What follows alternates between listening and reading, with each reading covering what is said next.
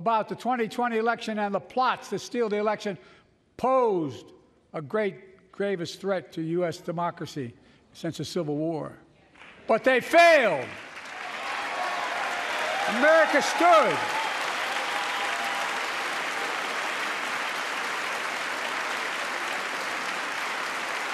America stood strong, and democracy prevailed. We must be honest.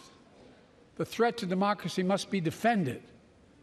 My predecessor and some of you here seek to bury the truth about January 6th. I will not do that. This is the moment to speak the truth and to bury the lies. Here's the simple truth. You can't love your country only when you win.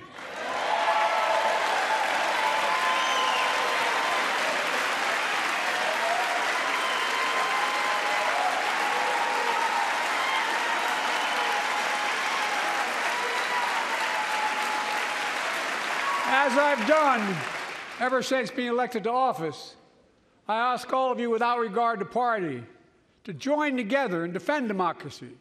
Remember your oath of office of defending against all threats, foreign and domestic. Respect free and fair elections, restore trust in our institutions, and make clear political violence has absolutely no place in America, zero place. Again, it's not hyperbole to suggest history is watching. We're watching. Your children and grandchildren will read about this day and what we do. History is watching another assault on freedom. Joining us tonight is Latoya Beasley, a social worker from Birmingham, Alabama. 14 months ago, she and her husband welcomed a baby girl thanks to the miracle of IVF. She scheduled treatments to have that second child, but the Alabama Supreme Court shut down IVF treatments across the state, unleashed by a Supreme Court decision overturning Roe v. Wade. She was told her dream would have to wait. What her family had got through should never have happened. Unless Congress acts, it could happen again. So tonight, let's stand up for families like hers. To my friends across the aisle, don't keep this waiting any longer. Guarantee the right to AVF. Guarantee it nationwide.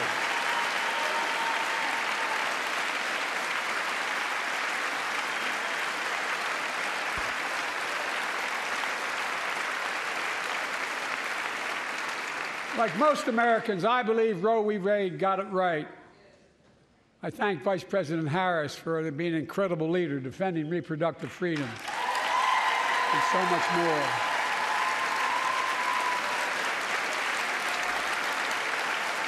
Thank you. My predecessor came to office determined to see Roe v. Wade overturned. He's the reason it was overturned, and he brags about it. Look at the chaos that has resulted. Joining us tonight is Kate Cox, the wife and mother from Dallas. She's become pregnant again and had a fetus of a fatal condition. Her doctor told Kate that her own life and her ability to have children in the future were at risk if she didn't act. Because Texas law banned her ability to act, Kate and her husband had to leave the state to get what she needed. What her family got through should have never happened as well, but it's happening in too many others. There are state laws banning the freedom to choose, criminalizing doctors, forcing survivors of rape and incest to leave their states to get the treatment they need. Many of you in this chamber and my predecessor are promising to pass a national ban on reproductive freedom. My God, what freedom else would you take away? Look, it's a decision to overturn Roe v. Wade. The Supreme Court majority wrote the following, and with all due respect, justices, women are not without electoral power. Electoral or political power. You're about to realize just how much you're right about that.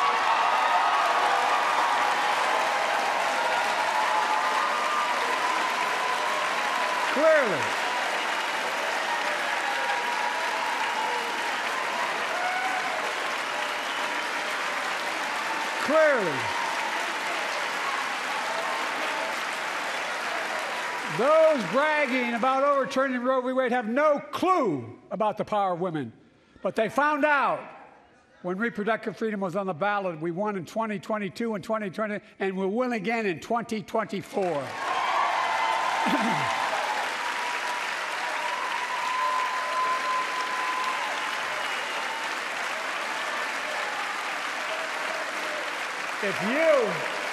If you, the American people, send me a Congress that supports the right to choose, I promise you, I'll restore Roe v. Wade as the law of the land again.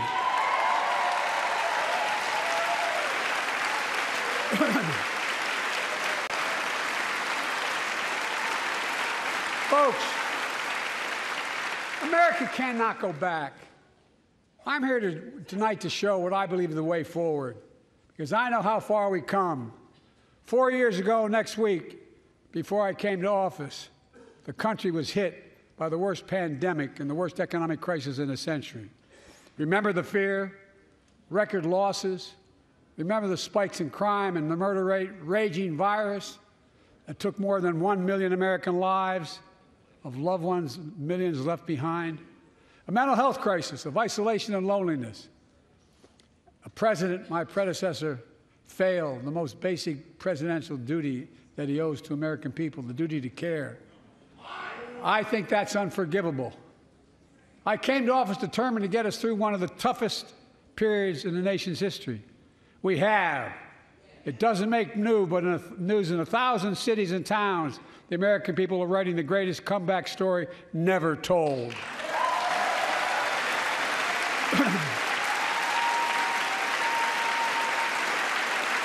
So let's tell the story here. Tell it here and now. America's comeback is building the future of American possibilities, building an economy from the middle out and the bottom up, not the top down, investing in all America, in all Americans, to make sure everyone has a fair shot, and we leave no one behind. The pandemic no longer controls our lives. The vaccines that saved us from COVID are now being used to beat cancer, turning setback into comeback. That's what America does. That's what America does.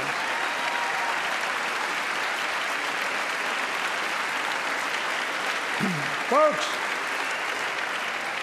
my inherited economy is on the brink. Now our economy is literally the envy of the world. 15 million new jobs in just 3 years, a record, a record. Unemployment at 50-year lows. A record 16 million Americans are starting small businesses, and each one is a literal act of hope. With historic job growth and small business growth for Black and Hispanics and Asian Americans, 800,000 new manufacturing jobs in America and counting. Where is it written we can't be the manufacturing capital of the world? We are, we will. More people have health insurance today. More people have health insurance today than ever before. The racial wealth gap is as small as it's been in 20 years. Wages keep going up, inflation keeps coming down. Inflation has dropped from 9% to 3%, the lowest in the world and tending lower.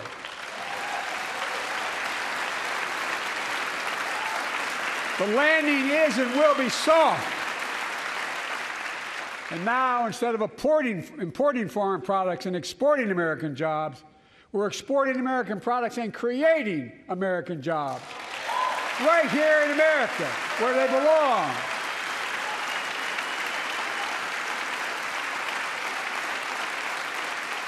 And it takes time, but the American people are beginning to feel it. Consumer studies show consumer confidence is soaring. Buy America has been the law of the land since the 1930s.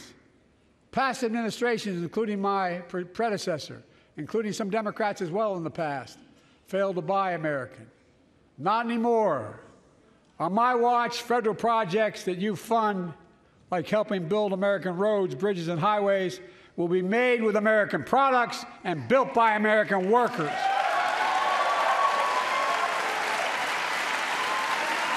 Creating good-paying American jobs.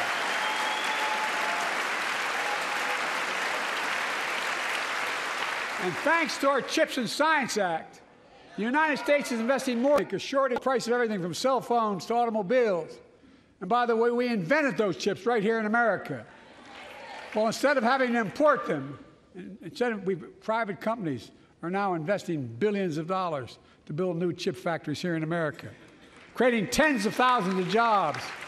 Many of those jobs paying $100,000 a year and don't require a college degree.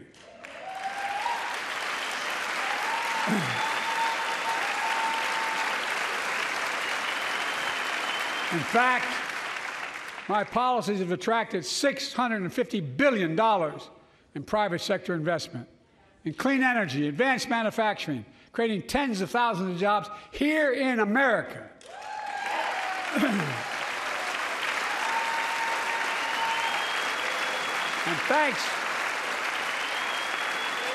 thanks to our bipartisan infrastructure law, 46,000 new projects have been announced all across your communities. And by the way, I noticed some of you strongly voted against it, or they're cheering on that money coming in. I like it. I'm with you. I'm with you. And if any of you don't want that money in your district, just let me know. Modernizing our roads and bridges, ports and airports, public transit systems. Removing poisonous lead pipes so every child can drink clean water without risk of brain damage.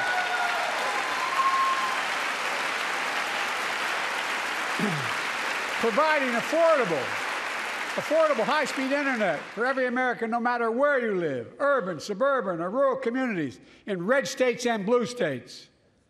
Record investments in tribal communities. Because of my investment in family farms,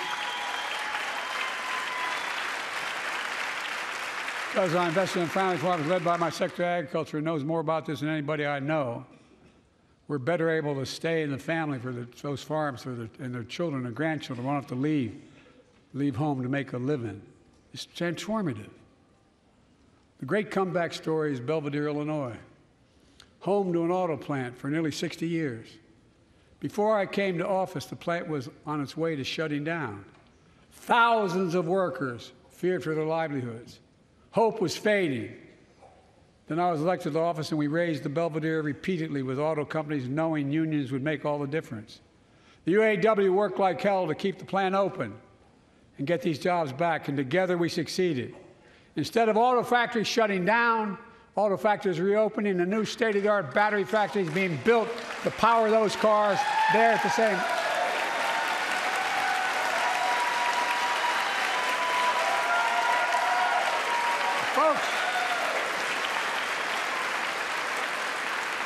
The folks of Belvidere, I say, instead of your town being left behind, your community is moving forward again. Because instead of watching auto jobs in the future go overseas, 4,000 union jobs with higher wages are building the future in Belvidere right here in America.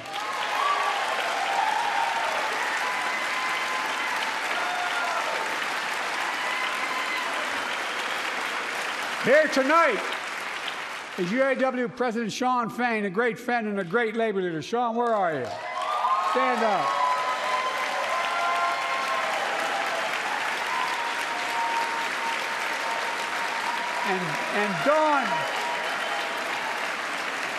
And Dawn Sims, a third-generation worker, UAW worker at Belvidere.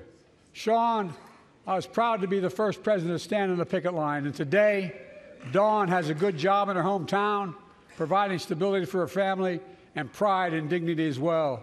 Showing once again, Wall Street didn't build America. They're not bad guys. They didn't build it, though. The middle class built the country, and unions built the middle class.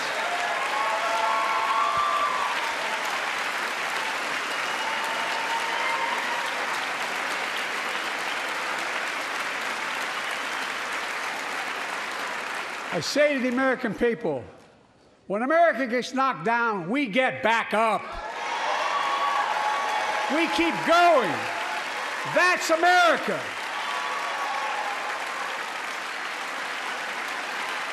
That's you, the American people. It's because of you America's coming back. It's because of you our future is brighter. It's because of you that tonight we can proudly say The state of our union is strong and getting stronger.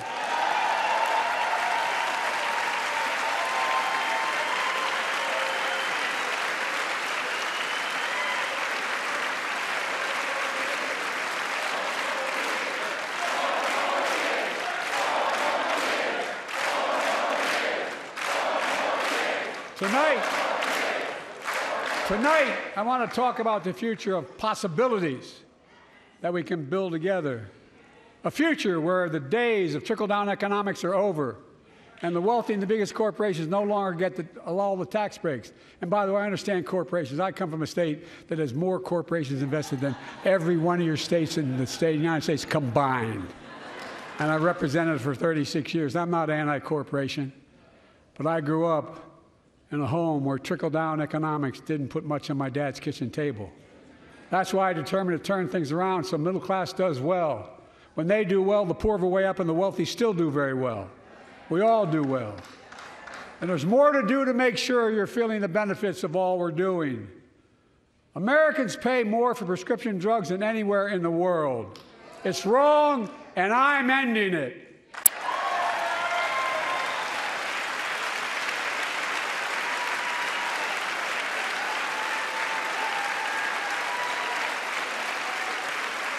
With a law that I proposed and signed, not one of you Republican buddies voted for it.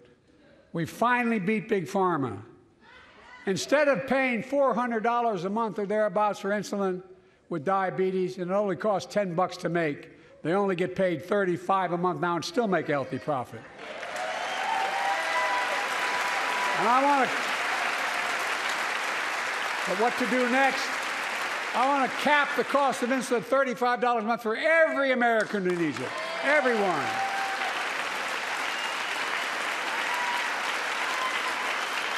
For years, people have talked about it, but finally we got it done and gave Medicare the power to negotiate lower prices on prescription drugs, just like the VA is able to do for veterans. That's not just saving seniors money, it's saving taxpayers money. We cut the federal deficit by $160 billion. Because Medicare will no longer have to pay those exorbitant prices to Big Pharma. This year, Medicare is negotiating lower prices for some of the costliest drugs on the market to treat everything from heart disease to arthritis. It's now time to go further and give Medicare the power to negotiate lower prices for 500 different drugs over the next decade. They're making a lot of money, guys. And they'll still be extremely profitable. Will not only save lives, it will save taxpayers another $200 billion.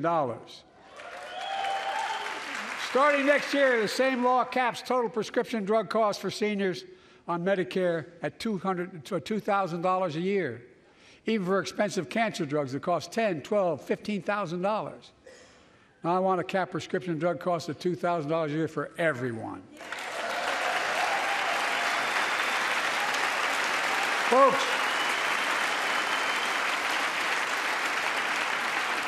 I'm going to get in trouble for saying that, but if you want to get an Air Force One and fly to Toronto, Berlin, Moscow, well, even Moscow, probably. And bring your prescription with you, and I promise you I'll get it for you for 40% the cost you're paying now. Same company, same drug, same place. Folks, the Affordable Care Act, the old Obamacare, is still a very big deal.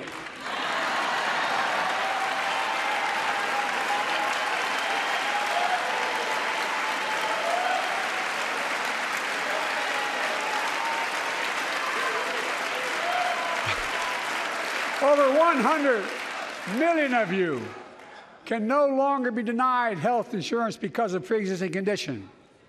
But my predecessor, and many in this chamber, want to take this prescription drug away by repealing the Affordable Care Act. I'm not going to let that happen. We stopped you 50 times before, and we'll stop you again.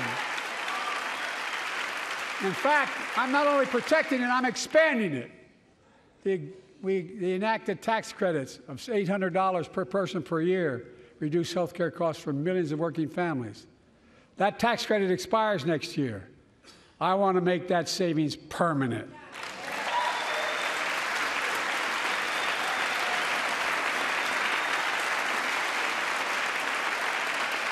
To state the obvious, women are more than half our population, but research on women's health has always been underfunded. That's why we're launching the first ever White House initiative on women's health research, led by Jill, doing an incredible job as First Lady.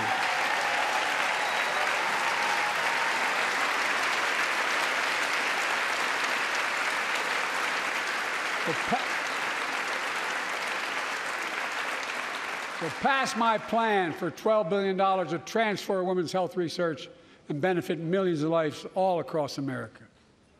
I know the cost of housing is so important to you. If inflation keeps coming down, mortgage rates will come down as well, and the Fed acknowledges that. But I'm not waiting. I want to provide an annual tax credit that will give Americans $400 a month for the next 2 years as mortgage rates come down, to put toward their mortgages when they buy their first home or trade up for a little more space. Just for 2 years.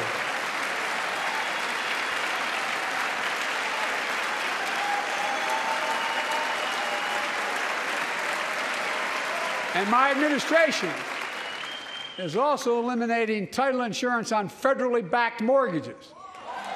When you refinance your home, you can save $1,000 or more as a consequence.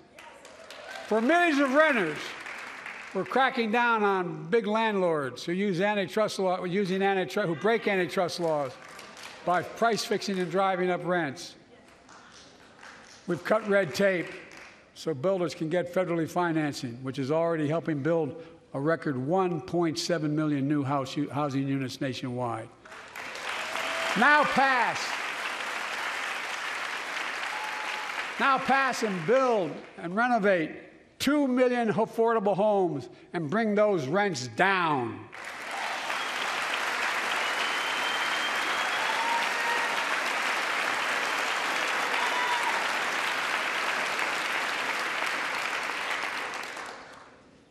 To remain the strongest economy in the world, we need to have the best education system in the world. And I, like I suspect all of you, want to give a child, every child, a good start by providing access to preschool for 3 and 4 years old. You know, I think I pointed out last year,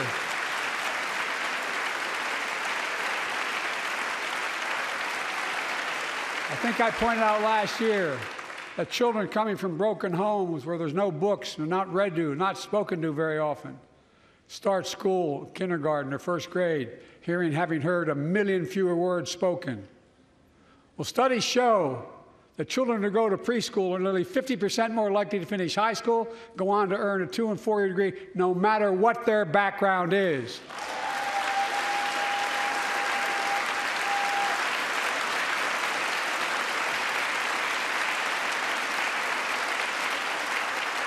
I met a year and a half ago with the leaders of the Business Roundtable.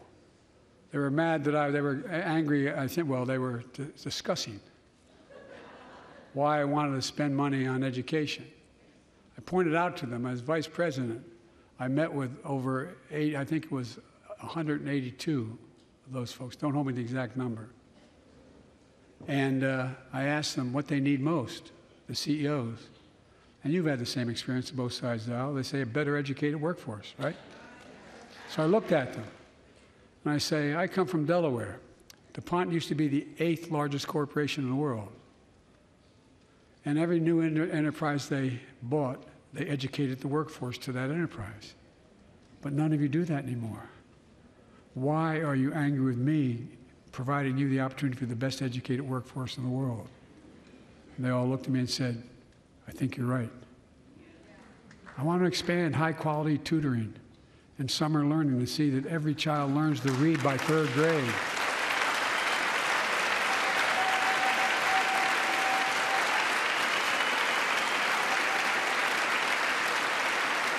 I'm also connecting local businesses and high schools so students get hands-on experience and a path to a good-paying job, whether or not they go to college. And I want to make sure the college is more affordable. Let's continue increasing the Pell Grants to working and middle-class families and increase record investments in HBCUs and minority-serving institutions, including Hispanic institutions.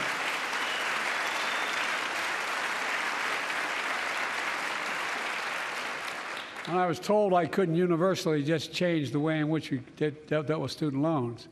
I fixed 2 student loan programs that already existed to reduce the burden of student debt for nearly 4 million Americans, including nurses, firefighters, and others in public service. Like Keenan Jones, a public educator from Minnesota, who's here with us tonight. Keenan, where are you? Keenan, thank you. He's educated hundreds of students so they can go to college.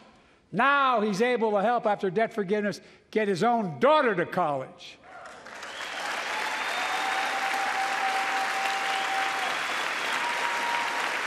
And folks, look,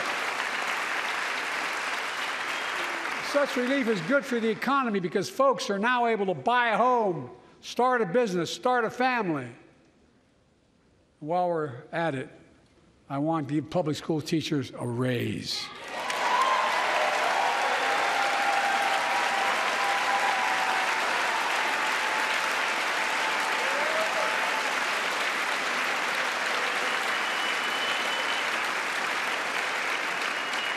And by the way, the first couple of years, we cut the deficit. Now, let me speak to the question of fundamental fairness for all Americans. I've been delivering real results in fiscally responsible ways. We've already cut the federal deficit. We've already cut the federal deficit over $1 trillion. I signed the bipartisan deal to cut another $1 trillion in the next decade. It's my goal to cut the federal deficit another $3 trillion by making big corporations and very wealthy finally beginning to pay their fair share.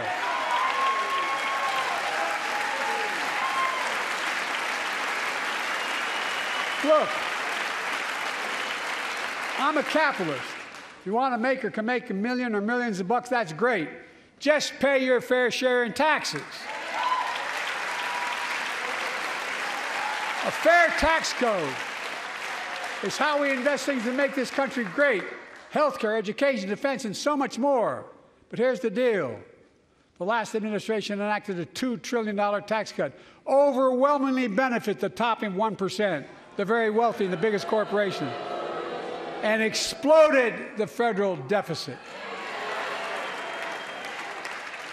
They added more to the national debt than any presidential term in American history. Check the numbers. Folks at home, does anybody really think the tax code is fair? No. Do you really think the wealthy and big corporations need another $2 trillion tax break? No. I sure don't. I'm going to keep fighting like hell to make it fair. Under my plan, nobody earning less than $400,000 a year will pay an additional penny in federal taxes. Nobody, not one penny. And they haven't yet. In fact, the child tax credit I passed during the pandemic cut taxes for millions of working families and cut child poverty in half. Restore that child tax credit. No child should go hungry in this country. The way to make the tax code fair is to make big corporations and the very wealthy begin to pay their fair share. Remember in 2020, 55 of the biggest companies in America made $40 billion and paid zero in federal income tax. Zero. Not anymore. Thanks to the law I wrote and we signed, big companies have to pay a minimum of 15%. But that's still less than working people pay in federal taxes. It's time to raise corporate minimum tax to at least 21%.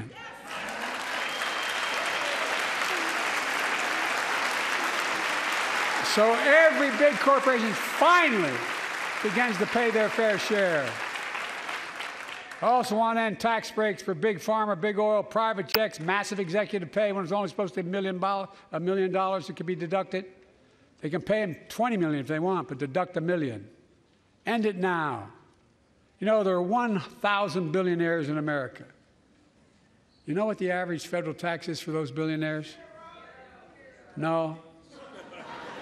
They're making great sacrifices, 8.2%.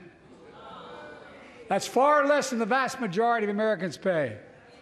No billionaire should pay a lower federal tax rate than a teacher, a sanitation worker, or a nurse.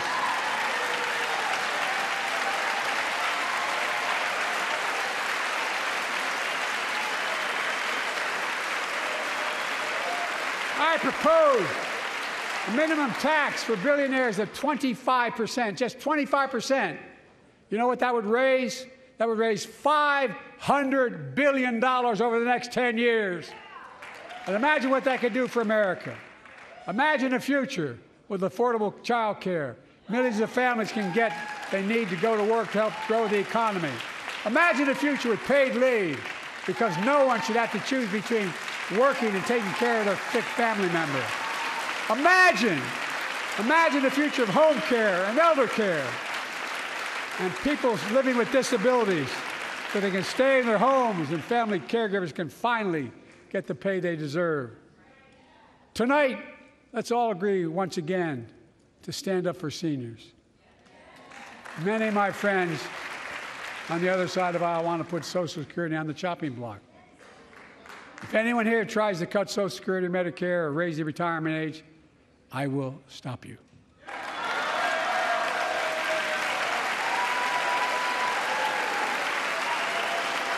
The working people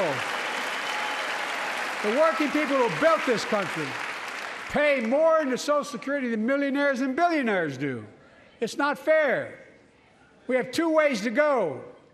Republicans can cut Social Security and give more tax breaks to the wealthy. That's the proposal. Oh, no. You guys don't want another $2 trillion tax cut? I kind of thought that's what your plan was. Well, that's good to hear. You're not going to cut another $1 billion for the super wealthy. That's good to hear. I'll protect and strengthen Social Security and make the wealthy pay their fair share. Look,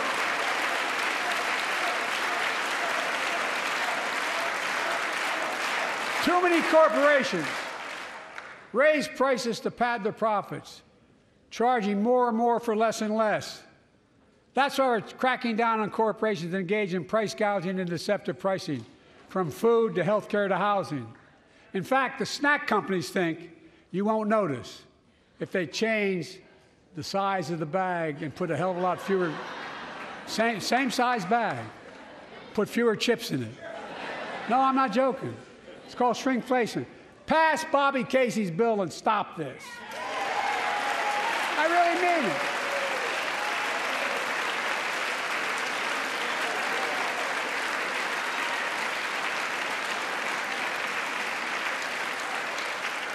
You probably all saw that commercial on Snickers bars.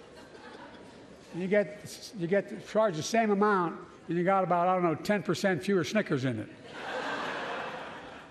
Look, I'm also getting rid of junk fees, those hidden fees at the end of your bill that are there without your knowledge. My administration announced we're cutting credit card late fees from $32 to $8.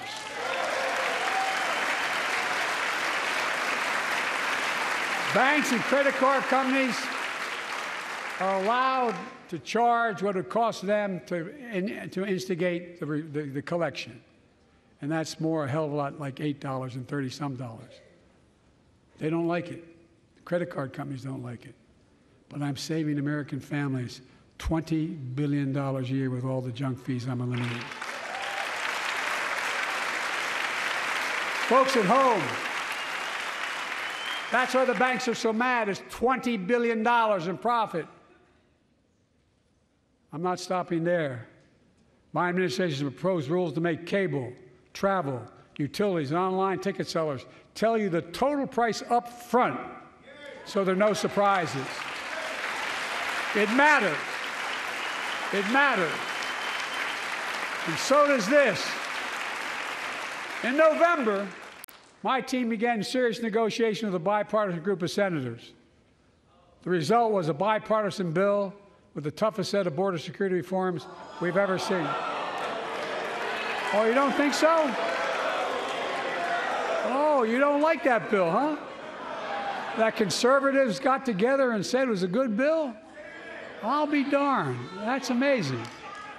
That bipartisan bill would hire 1,500 more security agents and officers, 100 more immigration judges to help tackle the backload of 2 million cases, 4,300 more asylum officers, and new policies so they can resolve cases in 6 months instead of 6 years now.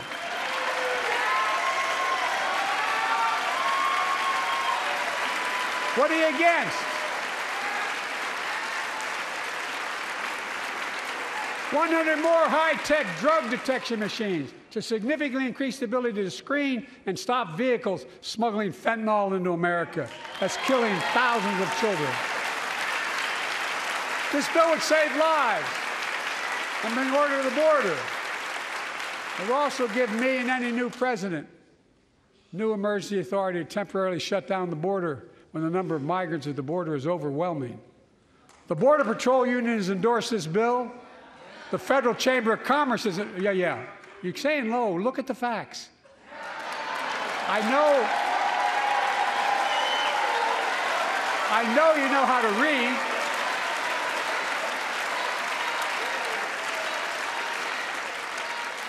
I believe that given the opportunity for a majority in the House and Senate would endorse the bill as well, a majority right now. But unfortunately, politics has derailed this bill so far. I'm told my predecessor called members of Congress in the Senate to demand they block the bill. He feels political win, he viewed it as a political win for me and a political loser for him. It's not about him, it's not about me. I'd be a winner, not really.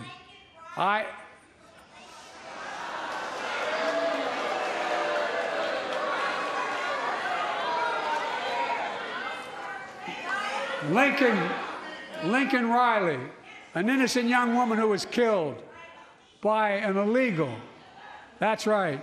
But how many of thousands of people being killed by illegals? To her parents, I say, my heart goes out to you, having lost children myself. I understand. But look, if we change the dynamic at the border, people pay these smugglers $8,000 to get across the border because they know if they get by and let into the country, it's 6 to 8 years before they have a hearing. And it's worth taking the chance of the $8,000. But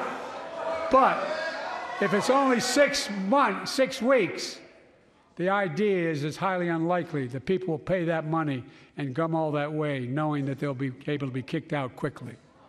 Folks, respectfully say, Republican friends owe it to the American people, get this bill done. We need to act now.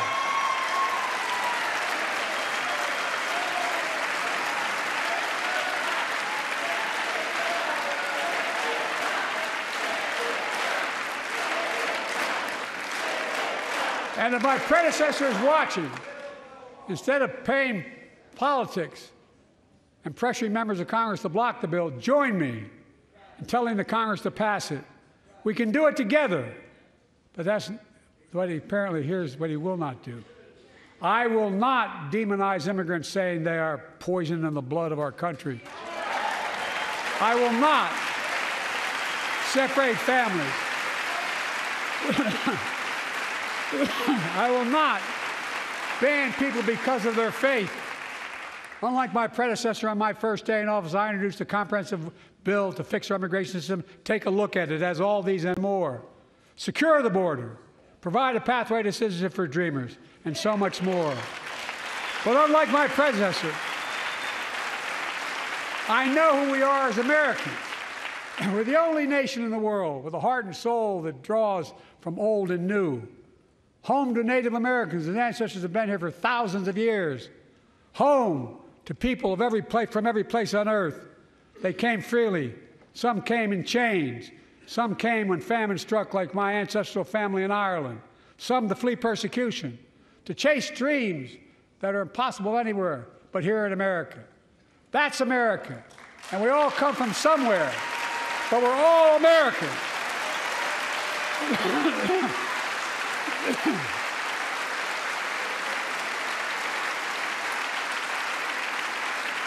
Look, folks, we have a simple choice. We can fight about fixing the border, or we can fix it. I'm ready to fix it. Send me the border bill now.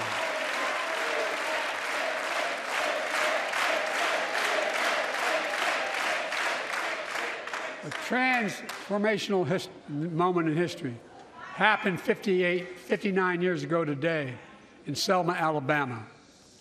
Hundreds of foot soldiers for justice marched across the Edmund Pettus Bridge, named after the Grand Dragon of the Ku Klux Klan, to claim their fundamental right to vote. They were beaten, they were bloody, and left for dead.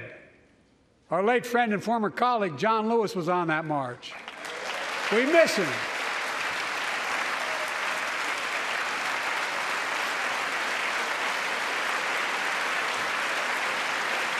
But joining us tonight are other marchers, both in the gallery and on the floor, including Betty Mae Fikes, known as the voice of Selma. The daughter of gospel singers and preachers, she sang songs of prayer and protest on that bloody Sunday to help shake the nation's conscience. 5 months later, the Voting Rights Act passed and was signed into law.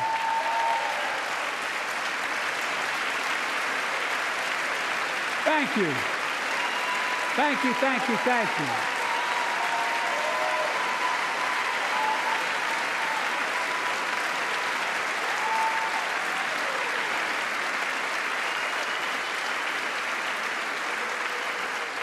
But 59 years later, there are forces taking us back in time.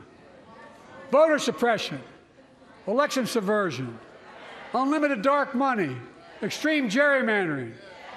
John Lewis was a great friend to many of us here. But if you truly want to honor him and all the heroes who marched with him, then it's time to do more than talk. Pass the Freedom to Vote Act, the John Lewis Voting Rights Act.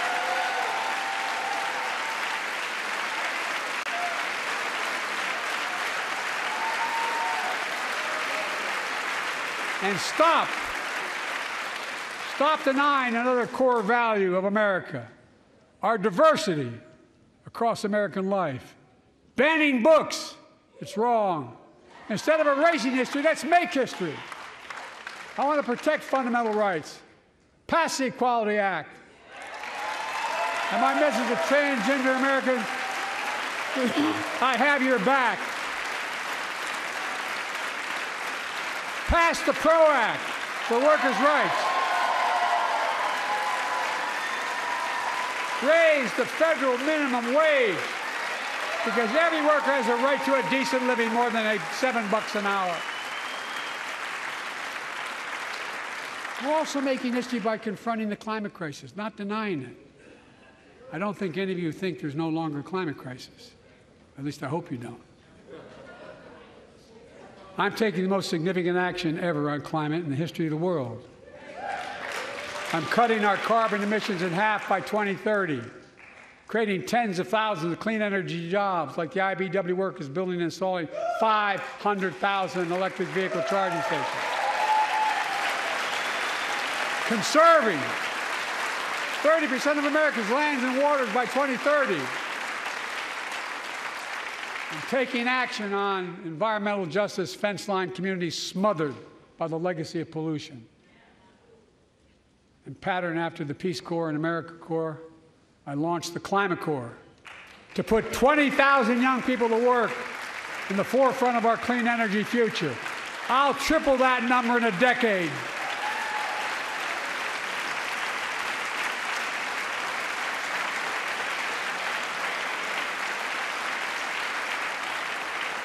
To state the obvious, all Americans deserve the freedom to be safe. And America is safer today than when I took office. The year before I took office, murder rates went up 30%. 30% they went up.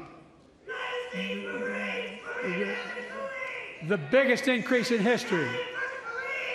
It was then, through my American Rescue Plan, which every American voted against, I might add, We made the largest investment in public safety ever. Last year, the murder rate saw the sharpest decrease in history. Violent crime fell to one of its lowest levels in more than 50 years. But we have more to do. We have to help cities invest in more community police officers, more mental health workers, more community violence intervention. Give communities the tool to crack down on gun crime, retail crime, and carjacking.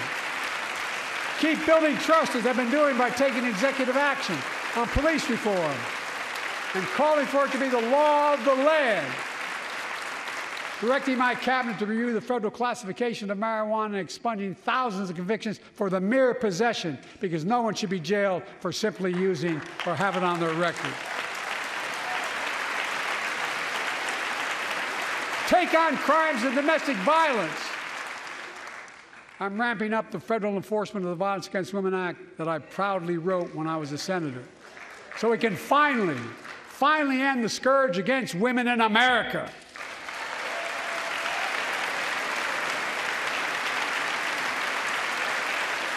There are other kinds of violence I want to stop. With us tonight is Jasmine, whose 9-year-old sister Jackie was murdered with 21 classmates and teachers in an elementary school in Uvalde, Texas. Very soon after that happened, Jill and I went to Uvalde for a couple of days. We spent hours and hours with each of the families. We heard their message, so everyone in this room, in this chamber, could hear the same message. The constant refrain, and I was there for hours meeting with every family. They said, do something. Do something. Well, I did do something by establishing the first ever Office of Gun Violence Prevention in the White House, that the Vice President is leading the charge. Thank you for doing it. Meanwhile,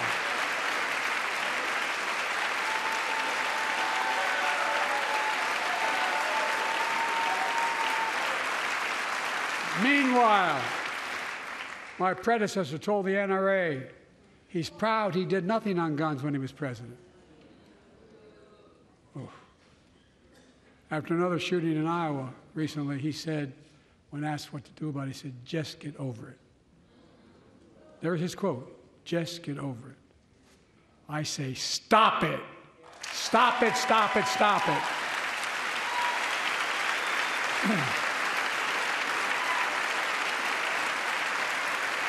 I'm proud we beat the NRA when I signed the most significant gun safety law in nearly 30 years because of this Congress.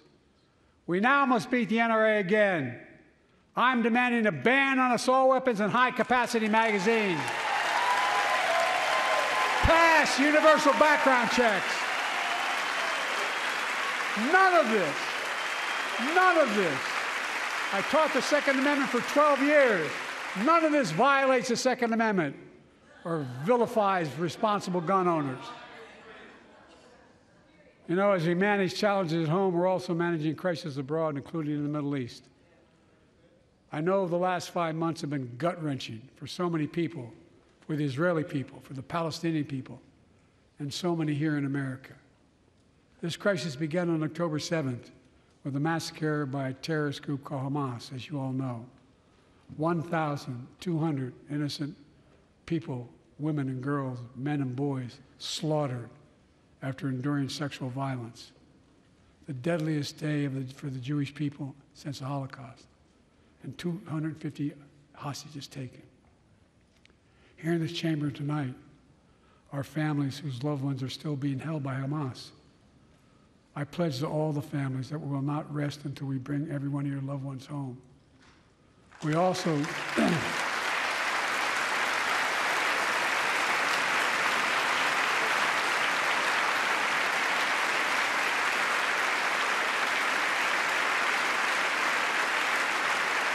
we will also work around the clock to bring home Evan and Paul, Americans being unjustly detained by the Russians and others around the world. Israel has the right to go after Hamas. Hamas ended this conflict by releasing hostages, laying down arms, could end it by releasing the hostages, laying down arms, and surrendering those responsible for October 7th. But Israel has Israel has an added burden because Hamas hides and operates among the civilian population like cowards, under hospitals, daycare centers, and all the like. Israel also has a fundamental responsibility, though, to protect innocent civilians in Gaza.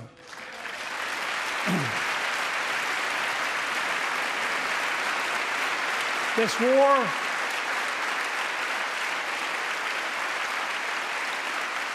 has taken a greater toll on innocent civilians than all previous wars in Gaza combined. More than 30,000 Palestinians have been killed, most of whom are not Hamas. Thousands and thousands of innocents, women and children, girls and boys, also orphaned. Nearly 2 million more Palestinians under bombardment or displacement. Homes destroyed, neighborhoods in rubble, cities in ruin. Families without food, water, medicine. It's heartbreaking. I've been working nonstop to establish an immediate ceasefire that would last for 6 weeks to get all the prisoners released, all the hostages released, to get the hostages home and ease the intolerable and humanitarian crisis and build toward an enduring, something more enduring. The United States has been leading international efforts to get more humanitarian assistance to Gaza. Tonight, I'm directing the U.S. military to lead an emergency mission to establish a temporary pier in the Mediterranean on the coast of Gaza that can receive large shipments carrying food, water, medicine, and temporary shelters. No U.S. boots will be on the ground. A temporary pier will enable a massive increase in the amount of humanitarian assistance getting into Gaza every day.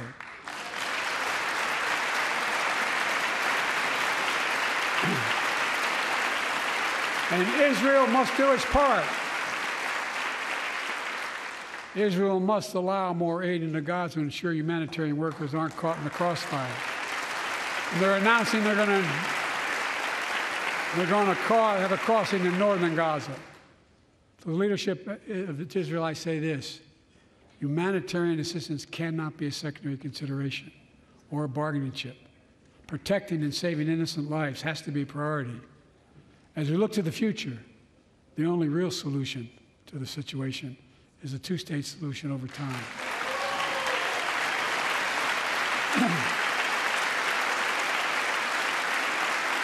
And I say this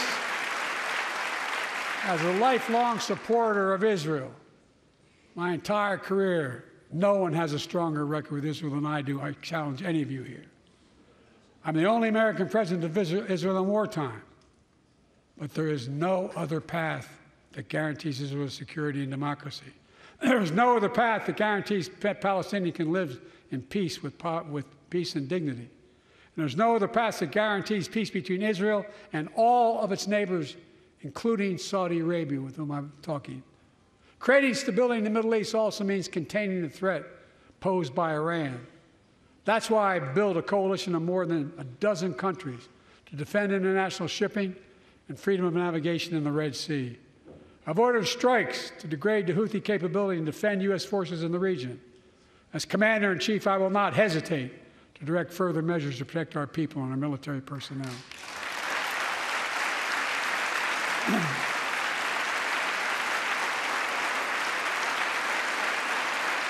For years, I've heard many of my Republican and Democratic friends say that China is on the rise and America is falling behind. They've got it backwards. I've been saying it for over 4 years, even when I wasn't president. America's rising. We have the best economy in the world.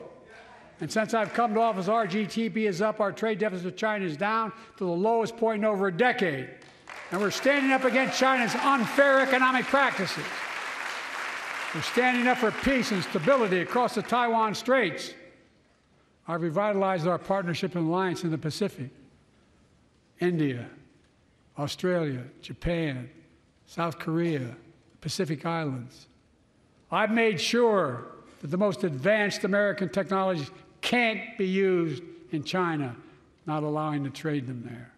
Frankly, for all this tough talk on China, it never occurred to my predecessor to do any of that. I want competition with China, not conflict. And we're in a stronger position to win the conflict of the 21st century against China than anyone else, for that matter, than any time as well. Here at home, I've signed over 400 bipartisan bills. But there's more to pass my unity agenda. Strengthen penalties on fentanyl trafficking. You don't want to do that, huh? Pass bipartisan privacy legislation to protect our children online. Harness the promise of AI to protect us from peril. Ban AI voice impersonations and more. And keep our truly sacred obligation to train and equip those we send into harm's way and care for them and their families when they come home and when they don't.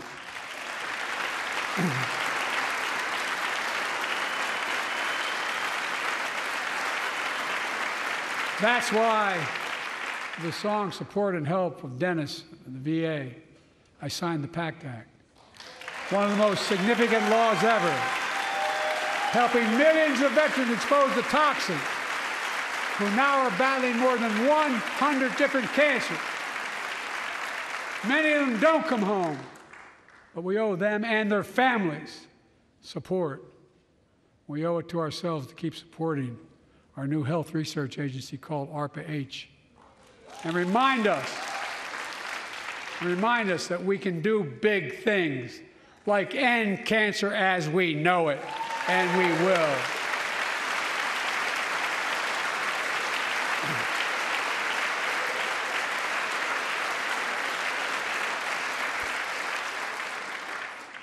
Let me close with this. Yay.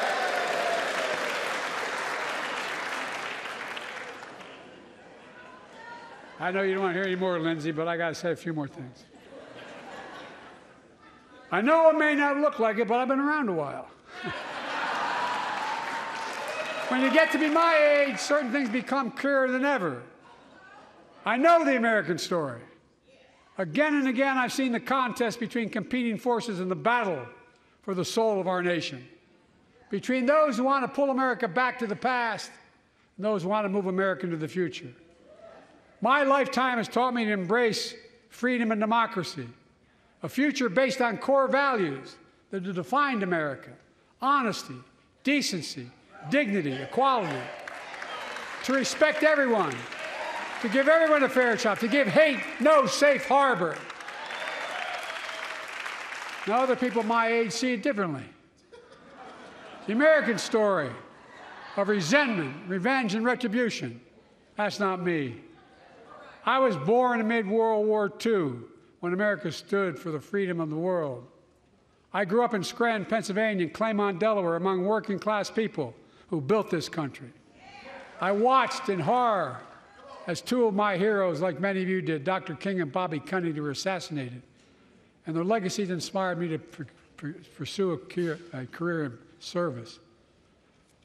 I left the law firm and became a public defender because my city of Wilmington was the only city in America occupied by the National Guard after Dr. King was assassinated because of the riots. And I became a county councilman almost by accident. I got elected to the United States Senate when I had no intention of running at age 29. Then vice president to our first black president. Now president to the first women vice president.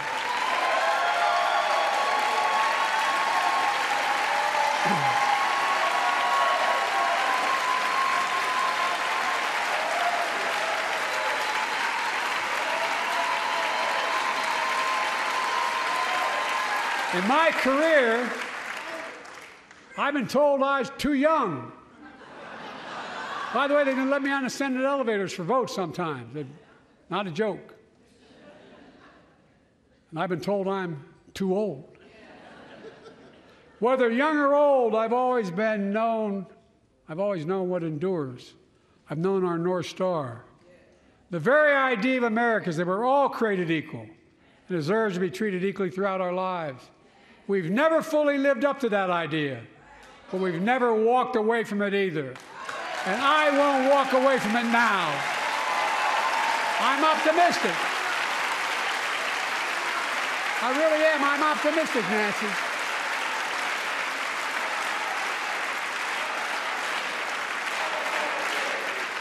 My fellow Americans, the issue facing our nation isn't how old we are. It's how old are our ideas. Hate, anger, revenge, retribution are the oldest of ideas. But you can't lead America with ancient ideas. It'll only take us back. You lead America, the land of possibilities. You need a vision for the future and what can and should be done. Tonight you've heard mine.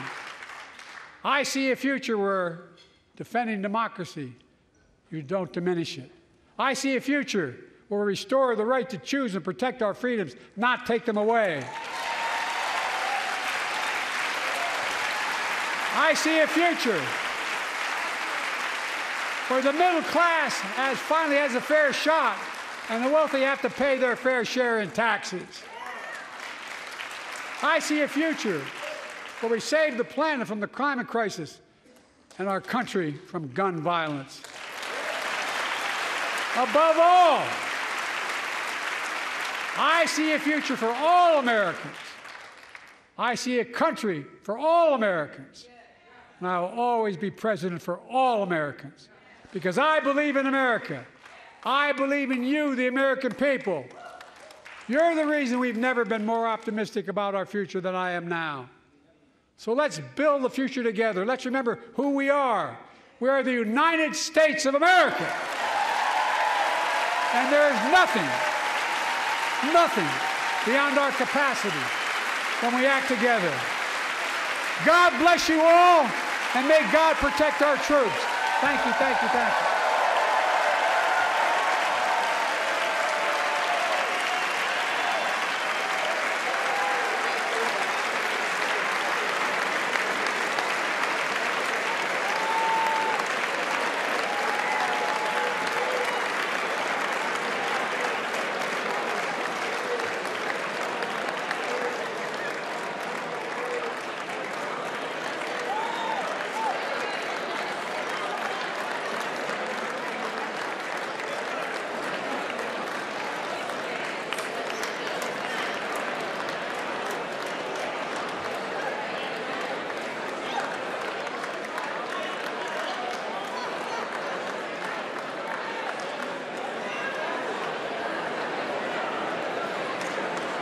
Bobby, I didn't embarrass you, did I?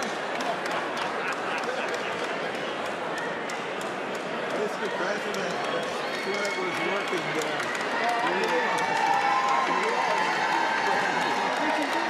Absolutely. Thank you for making the final choice. That's why I'm working so hard to raise money to help. Thank you. We're going to get it back. Baptist preacher tonight. I'll tell you what. You were the Baptist preacher tonight. I'll tell you what Jim Eason once said to me. He said, what did old Jim Eason do for you in Delaware? I said, Mr. Chairman, someplace you'd help and someplace you'd hurt. He looked at me and said, I'll come and campaign for you again, and whichever helps you. That's why you were awesome. Come on now. Good job.